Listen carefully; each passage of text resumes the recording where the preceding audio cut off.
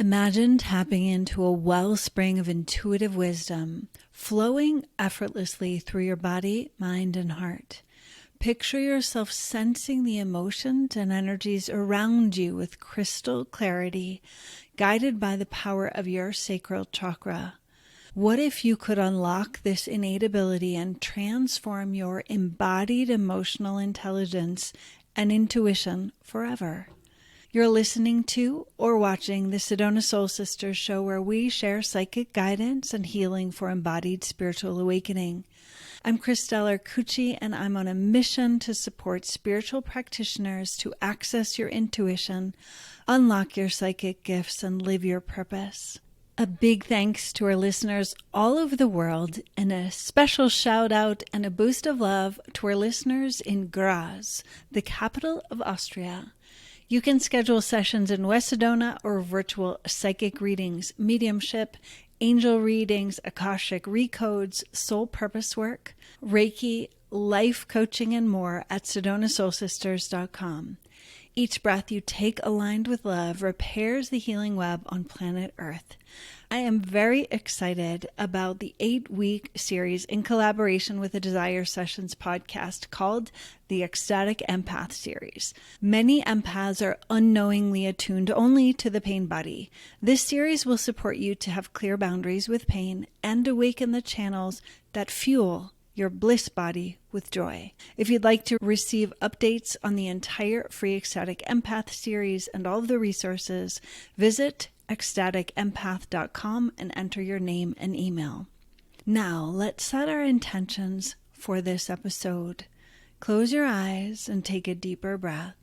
Feel the air fill your lower belly where your sacral chakra resides, below your navel and above your pubic bone. The entire area of your body, front, back, sides, and everything inside.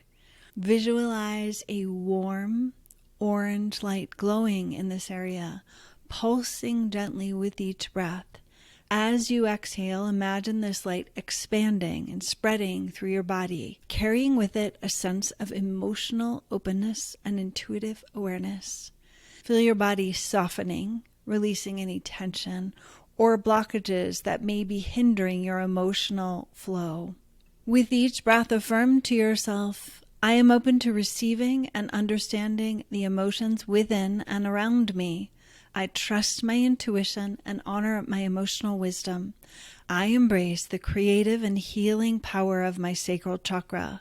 Allow this intention to settle into your being, creating a foundation for our exploration of emotional clairsentience and sacral chakra healing. The exploration of the sacral chakra and emotional clairsentience offers a powerful gateway to enhanced intuition and psychic development. By understanding and balancing this energy center, we can tap into a deeper well of emotional intelligence and intuitive wisdom. This knowledge not only supports personal growth, but also strengthens our ability to navigate relationships and interpret the energetic world around us. The second chakra, also known as the sacral chakra or Svadhisthana in Sanskrit, plays a crucial role in psychic development and intuition for several reasons. First, your emotional intelligence. The sacral chakra is the center of our emotional body. It governs our ability to feel, process, and understand emotions, both our own emotions and those of others. This emotional intelligence is fundamental to many forms of psychic perception, especially empathy and clairsentience. 2. Intuitive sensing. Associated with the water element, the sacral chakra embodies fluidity and receptivity. This makes it essential for feeling or sensing subtle energies, which is a cornerstone of intuitive and psychic abilities. 3. Creativity and imagination.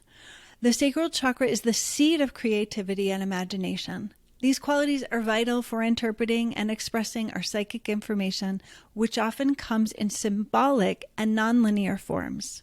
4. Energy awareness. As the second energy center inside the body, a balanced sacral chakra enhances our overall sensitivity to energy. 5. Subconscious connection. The sacral chakra is closely linked to the subconscious mind, which is often the conduit for psychic information.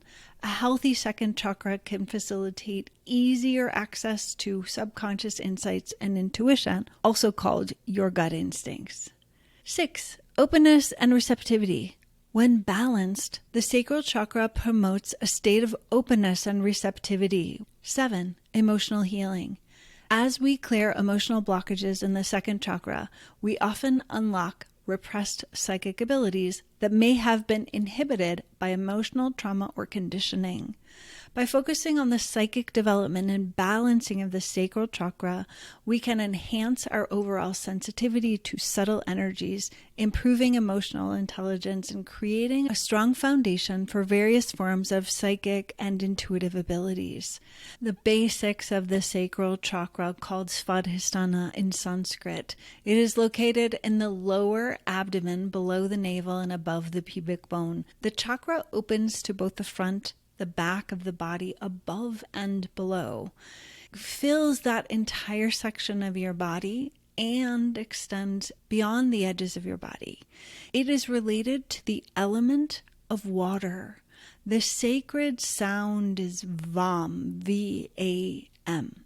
In working with the sacred sound, if you are looking to increase energy in that center, you can repeat the sound Vam, Vam, Vam, Vam, Vam, creating momentum in the sound. If there is too much or excessive energy in the sacral chakra, then sounding one long Vam helps smooth out and slow down the energy. It is related to the color orange. The key focus in the second chakra is creativity, emotional expression, community, sensuality, and sexuality. The second chakra plays an essential role in intuition in that it is connected to your emotional body and awareness. The second chakra is so important in deepening your intuition because it is the center connected to your emotional awareness, the gateway to feeling and sensing emotions, and the foundation for emotional intelligence. The second chakra is related to the water element, fluidity, adaptability, and intuitive reception. The importance of being able to go with the flow in an intuitive process, to follow the path of least resistance, and to trust where you are being guided, and also know when something is off course. The second chakra relates to creativity, inspiration. Intuitive flashes and creative insights often come through our sacral chakra.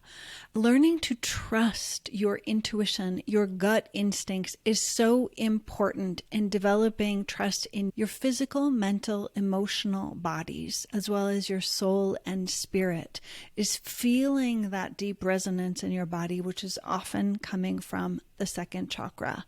Emotions play an essential role in our decision making, especially with our intuition. And so clearing, balancing, harmonizing this center will support you in knowing what information you are receiving is helpful and accurate and what isn't.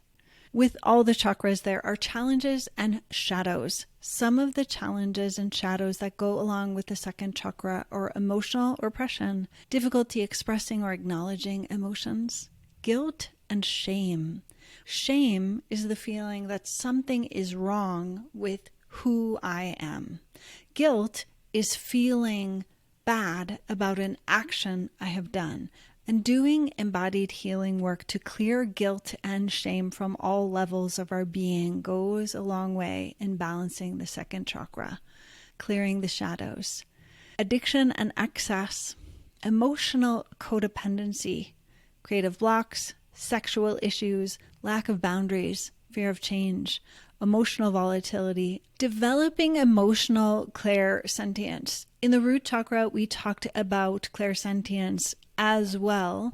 And the second chakra is really focused on the emotional aspect of it, which takes having that solid physical grounding and foundation rooted in the root chakra to support moving into the element of water, deeper into the emotional body, and receiving information for yourself and others with great clarity in service to the greater good.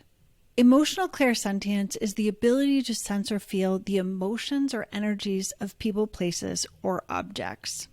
Having clear boundaries with all of your psychic and intuitive work, especially when you are working with others, is so important to be able to be clear what are your own personal challenges. In utilizing your psychic gifts and intuitive information, it is essential to be able to clarify what is yours in the information that you are receiving, what is information that is in service to the question or the situation at hand, and where there are distorted energies or information coming through. So I think of that as like 3 levels of clarification. Is the emotional information I am receiving based on my human experience and my projection of a situation or a person that I am reading? Or is this clear information that is in service to the greater good? And is this distorted information of an energy or entity that is masquerading as something good, that is sharing information?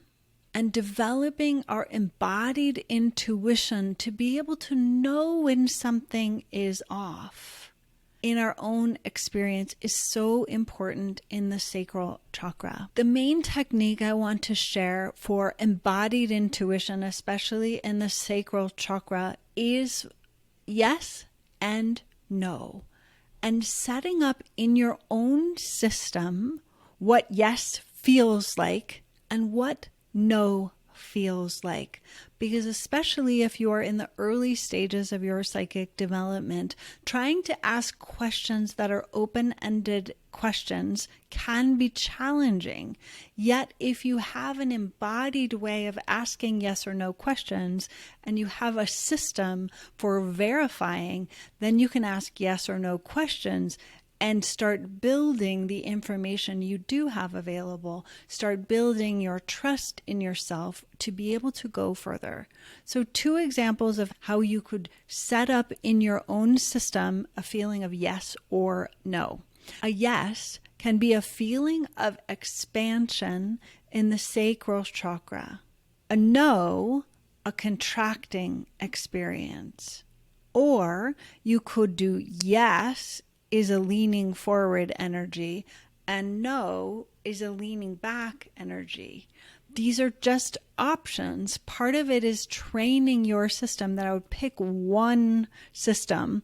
This means yes, this means no. Like if you've worked with pendulum, I work with a pendulum that a yes is a circle, a no is a line. So every time I pick up the pendulum to work with it, I verify that that is the system that we are working with. So this is similar, but it's something where your body is the vehicle, your body is the messenger, a feeling of expansion or contraction, or leaning forward, leaning back. Those are just 2 examples that you could begin to practice with, and knowing at the beginning things may be messy and you won't get it perfectly right all the time. Yet cultivating that embodied intuition of yes and no in your body will support you in developing all of your psychic gifts, but especially in deepening your trust with your sacral chakra. Learning to ask skillful questions is such an important part of psychic development and embodied intuition for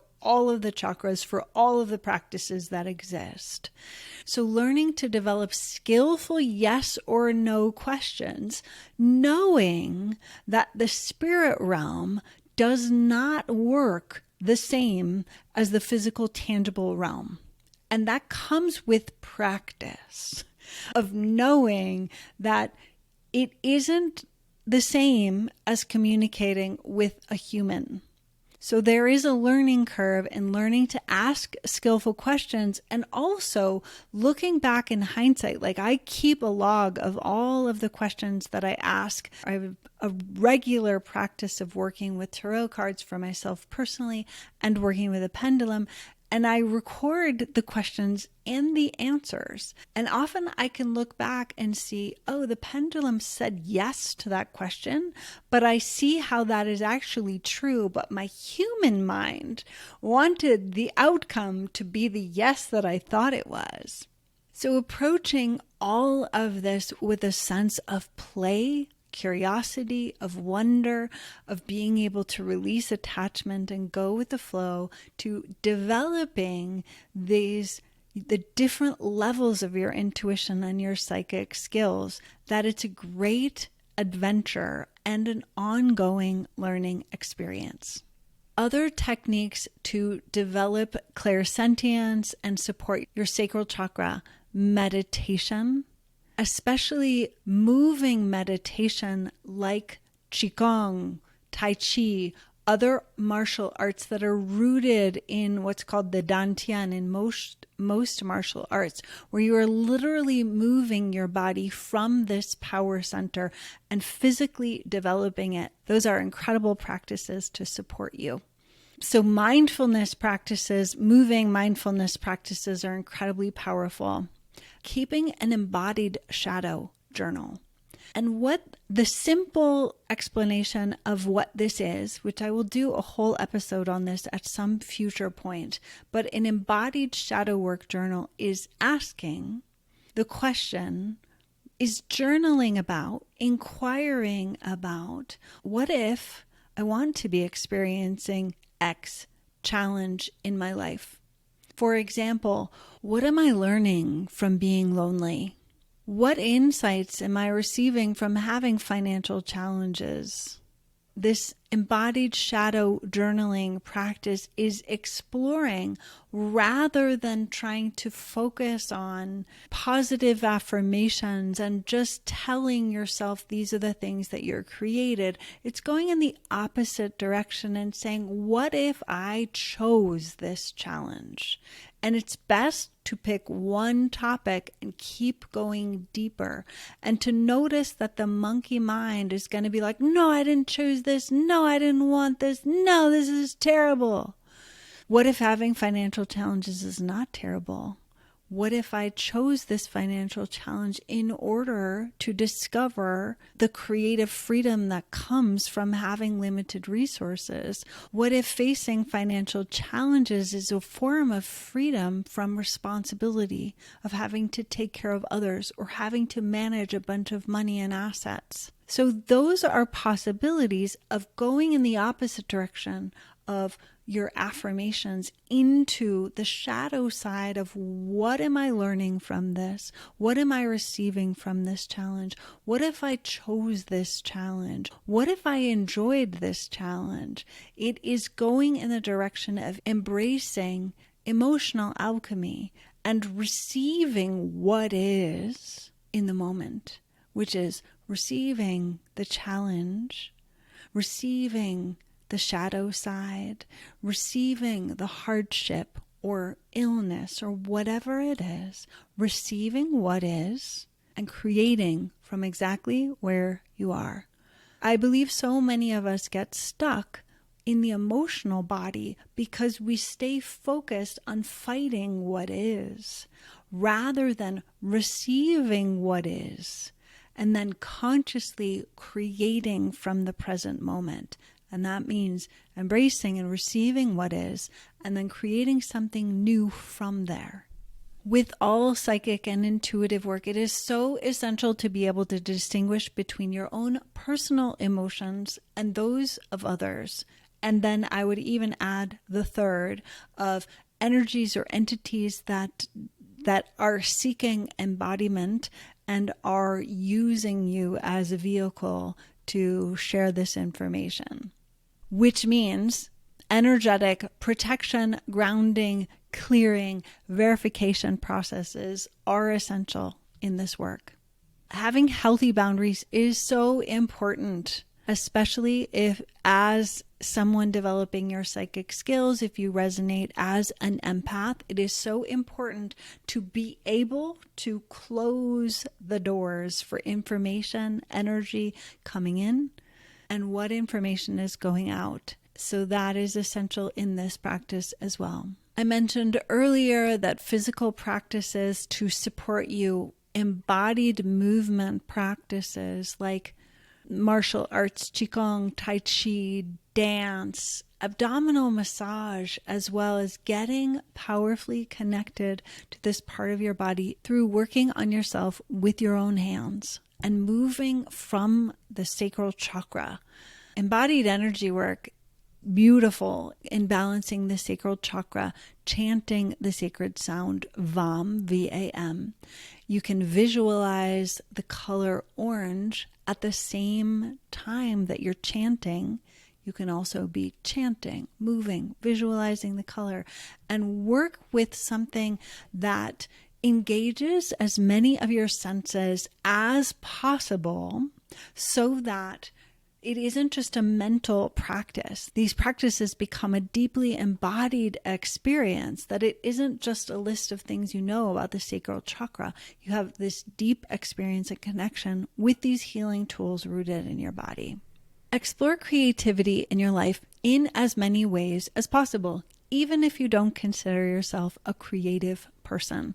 Simple ways that I talk about this regularly is in, if you cook your own food, being creative with the ingredients that you use, making herbal teas or blending teas, using spices in unusual ways, adding spices to your water, adding fruits or vegetables to your water to add flavoring, the colors that you wear, the clothing that you wear, accessories, scarves, jewelries, bags, shoes, makeup, hair accessories, hair color. There are so many ways to explore your creativity, and all of the ways that I just mentioned aren't traditionally aligned with what someone would consider an artist, right? It's not a painter or a sculptor or a musician. Yet each one of us, as we cultivate our creativity, our creative ways of expressing with people we love, with our own voices, there is so much you are doing every day that is creative, and expanding your capacity for expressing your creativity, how you decorate your home, how you landscape your yard. There are so many ways to explore your creativity in your everyday life. Hydration. Drink more water, please. Most people are chronically dehydrated, and finding ways to drink enough water every day is so important. And when I really made a practice of being able to do this for myself, I stopped getting sick as often. Like now I rarely get sick. And one of the number one things is being hydrated, is having enough water.